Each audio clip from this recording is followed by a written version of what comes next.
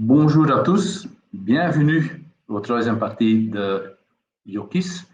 Aujourd'hui, on va aborder le sujet Yokis Pro, le programme Yokis Pro, où on va programmer ou configurer le système sans fil de chez Yokis. Mon nom c'est Jacques Collars.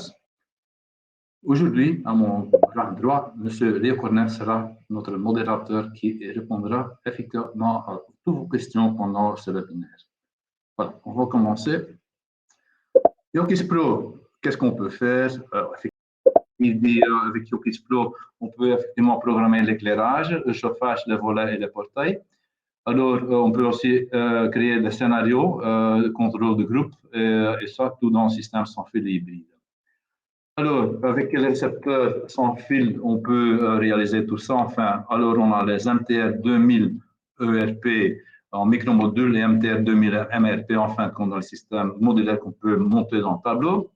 Alors, on a les MVR 500, ce sont les commandes au volet.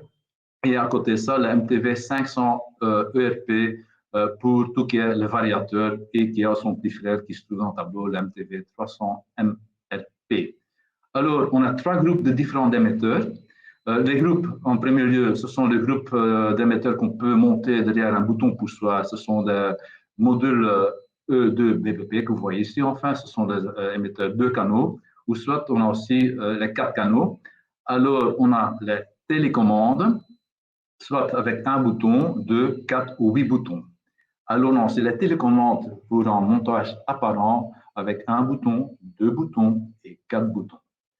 À côté de ça, on a aussi un thermostat qui, lui, à son tour, va commander effectivement un relais, qui, lui, à son tour, va commander soit une petite chaudière ou un boiler ou soit un chauffage. Alors, on va aborder le sujet Yokis Pro, c'est même le but du webinaire aujourd'hui. En première chose, on va télécharger l'application Yokis Pro que vous allez installer sur vos tablettes et le Yokis Pro est gratuit, disponible gratuitement. Après tout ça, en fin de compte, c'est même important aussi de effectivement ici de installer le Yoki. Autrement, il n'y a rien qui va fonctionner. Les étapes suivantes à suivre, on va d'abord créer un compte d'entreprise, qui est quand même très important, en fin de compte, de créer ce compte d'entreprise. Alors, qu'est-ce qu'il faut faire? Certainement, c'est remplir toutes les données marquées avec un astérisque. C'est très, très important, autrement, le compte ne sera pas validé dans le système. Attention, il n'est certainement pas nécessaire d'être connecté à l'Internet à ce moment-là. La cause, que toute la programmation que vous effectuez sur la tablette sera en fin de compte sauvegardée sur la tablette elle-même. Et après, on va l'écrire dans le cloud. Alors, on va créer un nouveau projet. Vous cliquez sur le nouveau projet que vous voyez ici.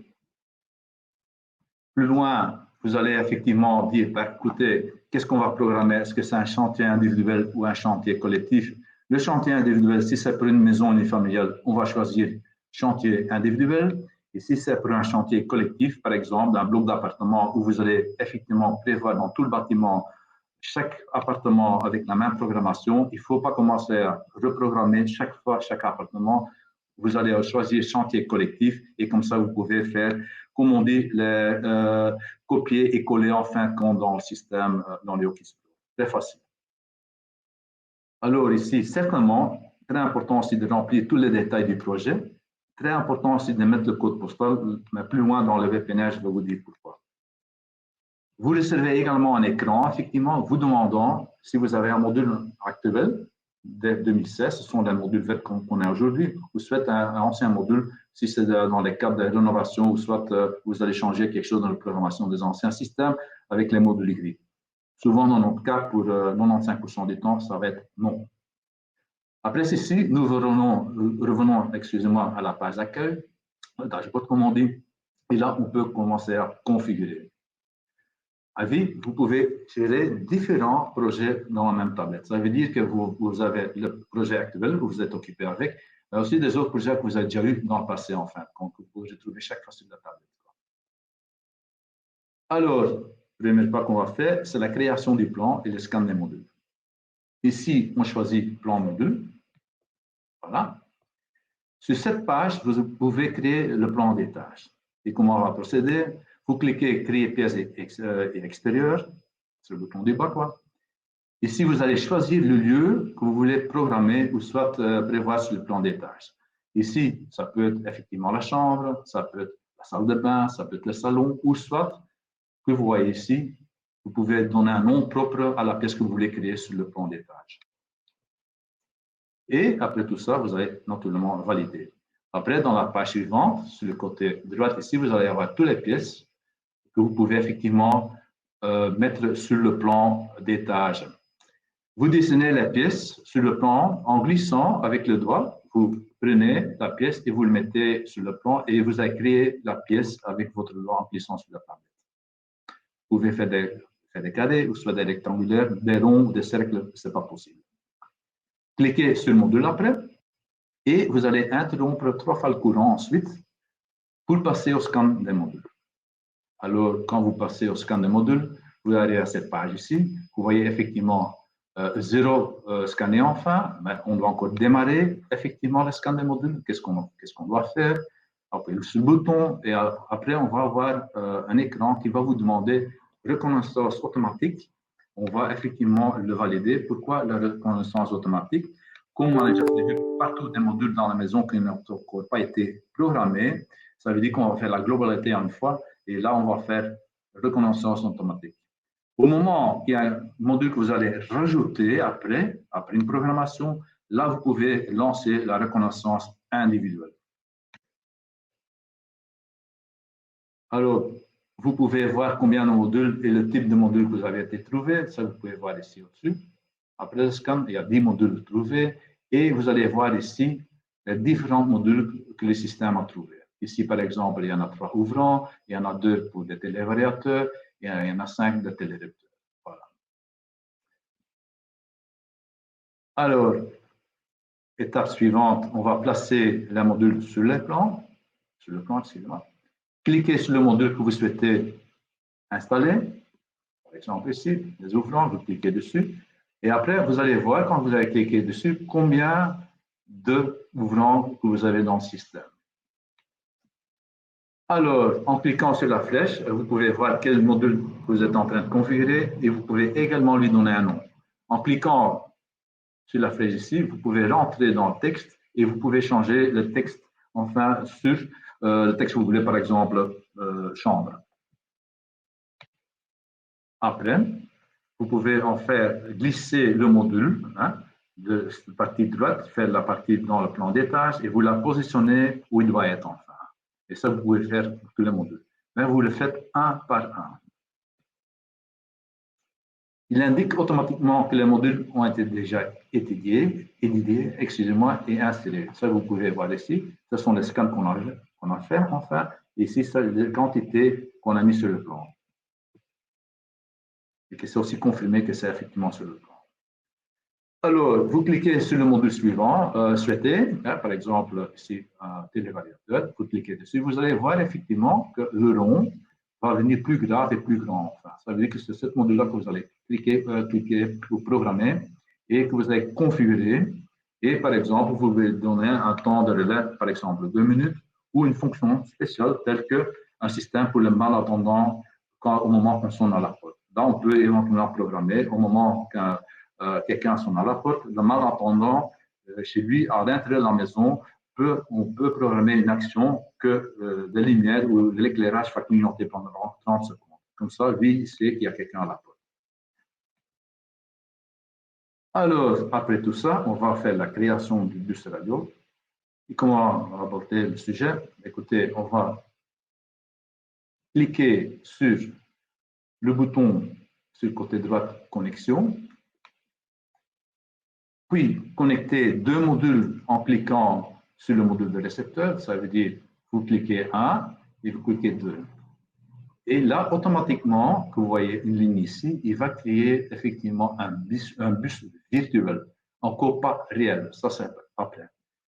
Deuxième pas qu'il faut faire, refaire un autre choisir 2 autres modules. Et ici, il va faire exactement la même chose de créer un bus virtuel. Après tout cela, on va lancer effectivement la création automatique du bus radio. On va le lancer et automatiquement, tout le système va lier tous les récepteurs un à l'autre. Ça, vous allez voir, ce n'est pas toujours en ligne droite, mais la reconnaissance automatique va chercher la meilleure connexion dans le système. Dans le cas que vous n'êtes pas d'accord, vous pouvez recommencer effectivement la création du bus radio Yokis. Avantage du bus radio Yokis, centralisation très facile des modules pour la commande des groupes, par exemple, les volets. Et les modules de réception sont tous des répétiteurs, n'oubliez pas, qui garantissent effectivement un fonctionnement optimal du système. Après tout ça, il y a encore une autre partie qu'il faut programmer naturellement, c'est la configuration des émetteurs de Yokis. Alors, vous allez cliquer sur la deuxième étape que vous voyez ici, sur le point de contrôle. Alors, vous arrivez à une nouvelle page où vous pouvez faire un choix de type d'émetteur. Et quand vous avez cliqué, vous choisissez un type d'émetteur, vous recevez une autre page, effectivement, où quel type dans la gamme de ce type d'émetteur que vous allez avoir. Par exemple, un bouton, deux boutons, quatre boutons ou huit boutons. Alors, ce que vous pouvez faire dans l'étape suivante, c'est effectivement donner l'émetteur un nom. Hein, et alors, vous allez choisir effectivement le canal ou le bouton que vous pouvez programmer. Si par exemple, le canal 1, c'est le bouton 1 qu'on va programmer, pour configurer. Vous pouvez choisir le fonctionnement direct ou la commande centralisée. C'est quoi la différence entre les deux? La commande directe, quand on appuie sur le bouton, il va vraiment directement commander une lampe. Et la deuxième, centralisée, là, il peut commander différents récepteurs en même temps. OK, c'est jusque-là la télécommande qu'on va programmer, mais on va aussi initialiser la télécommande sur quel récepteur qui doit venir et aussi dire au moment qu'il va commander le récepteur quelle fonction qu'il doit faire à ce moment-là. Alors, vous allez choisir sur le plan, vous cliquez et après, deuxième pas, vous allez choisir, tiens, qu'est-ce qu'il faut faire, par exemple, pour un portail, est-ce que vous allez ouvrir ou vous allez fermer ou soit ouvrir et fermer. Quand tous les canaux sont programmés, appuyez sur programmer, que vous voyez ici, hein, et choisissez l'émetteur que vous voulez programmer. Ça veut dire que virtuellement, on a un émetteur en main, enfin, dans Yokis Pro. Alors, vous prenez votre télécommande réelle en main et vous allez appuyer sur n'importe quel bouton 2 fois ensuite et automatiquement, la télécommande va rentrer en communication avec le Yokis Pro et automatiquement, il va accepter ou il va être reconnu par le Yokis Pro. Après tout ça, ça c'est programmé pour tous nos récepteurs. Ça peut être, comme on a déjà dit, la télécommande ou des autres émetteurs. Ils vont être configurés. Alors, le pas suivant, c'est effectivement connecter le Yokis. C'est important parce qu'avec lui, il n'y a rien qui va fonctionner correctement. Vous retournez au tableau de bord ou le dashboard et sélectionnez le plan mobile. C'est celui-là ici. Ici, vous pouvez voir le hub dans le côté droit. Et là, vous allez voir qu'il y a encore zone, qui n'a pas été reconnu ou configuré par le système. Comment on va procéder? Vous recherchez le module par scanner. Ici, vous choisissez, c'est effectivement scan individuel. C'est différent qu'on avait auparavant, qu'on avait choisi, enfin, le scan global, en fin de compte, ils seront scannés individuellement.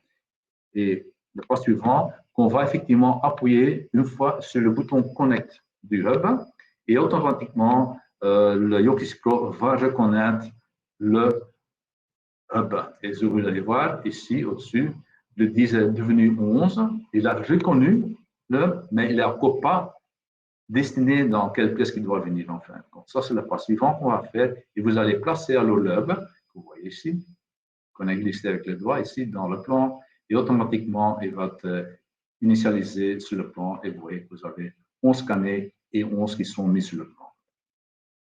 Ici, vous pouvez maintenant voir que la troisième étape, ici, vous ne pouvez pas aborder au début parce qu'il est encore gris, parce que le hub n'était pas été placé ou programmé dans le hub. Ce sont les usages, en fin de compte. En fin de compte, les usages, ça c'est pour savoir programmer les scénarios. Par exemple, un scénario bien spécial qu'on a aussi dans le système Yokis, c'est baisser les volets et allumer les lumières au coucher du soleil plus 30 minutes. Ça veut dire que nous, on va utiliser, grâce à la localisation, en fin de compte, comme soit l'horloge astronomique, que le hub reconnaît. Ça à cause, pendant la création du projet, qu'on a nommé les codes postaux. Comme ça, le hub, il sait où il se trouve, quelque part en Belgique, et là, il va se greffer dessus pour savoir faire l'horloge astronomique. Voilà. Étape suivante pour la connexion du hub. Enfin, nous allons alors télécharger la configuration vers le hub. Ça veut dire qu'automatiquement, on a bien reconnu le hub, mais encore la programmation qu'on a effectuée dans le Yokis Pro n'est pas encore programmée dans le hub. Et qu'il va procéder alors en appuyant sur le bouton Détail. Et ici, on va envoyer toutes les données qui se trouvent dans le Pro, dans le hub. Vous allez voir ici encore toujours en rouge, ça veut dire qu'il n'y a encore rien dans le hub. Et après, vous allez voir qu'il va venir le paramètre qui va devenir en vert. Voilà. Lorsque vous terminez la configuration complète du projet, vous pouvez toujours sauvegarder le fichier dans le cloud. En appuyant ici, effectivement sur ce bouton-là, et automatiquement, tout que vous avez programmé pour ce projet, en fin de compte, vous allez effectivement le sauvegarder dans le cloud. Ensuite, à la fin, la dernière étape, vous pouvez faire un export du PDF. Automatiquement, le Yokis Pro va générer effectivement un PDF interne. Et là, vous pouvez avoir la possibilité de l'imprimer ou soit automatiquement l'envoyer au client. Alors, un bref sommaire de la configuration Yokis Pro, c'est un petit film que je vais lancer maintenant. Tout ce que je viens de vous expliquer, vous allez voir ça maintenant, c'est une image.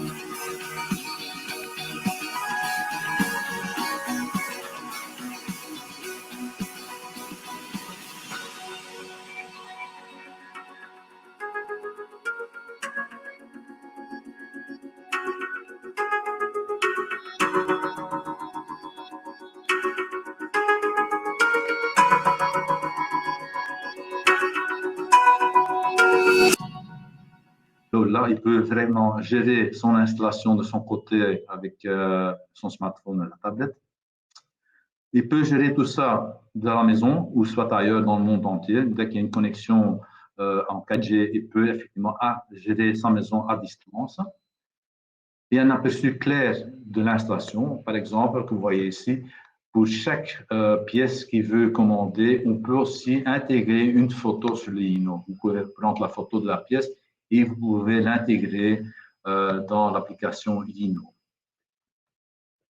Et très important, quand même, il y a un retour d'information très clair et direct de chaque action qui est effectuée. Ça veut dire que lui, sur le smartphone ou la tablette, il peut parfaitement voir dans quelle position l'éclairage se trouve. Ici, par exemple, en 36%,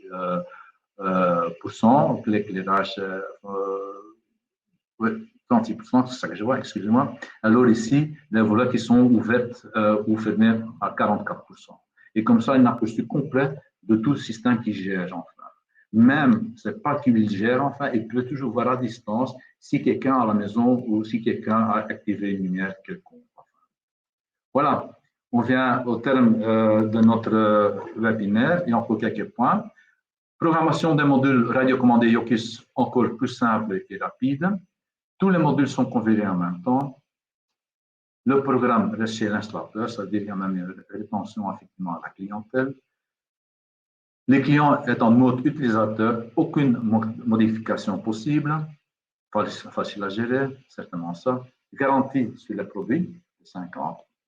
Un investissement abordable pour les installateurs avec notre package Yokis Pro. Ça veut dire qu'on a nous-mêmes aussi une tablette en fin de compte où le Yoki est fourni avec l'application déjà prévue sur la tablette.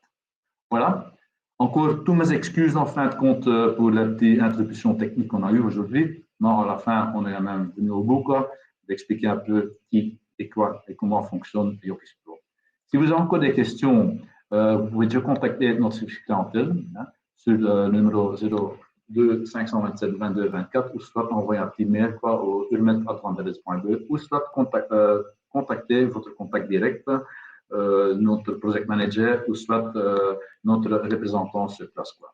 Voilà, on laisse encore le chatbox ouvert pendant 2-3 minutes que vous pouvez encore poser des questions et on va vous y répondre. Si on n'arrive pas au bout de répondre à vos questions, vous pouvez envoyer la demande ou votre question effectivement via mail. Voilà, je remercie de tous, de tout cœur enfin, et on se retrouve bientôt. Voilà, les gars, salut et merci beaucoup.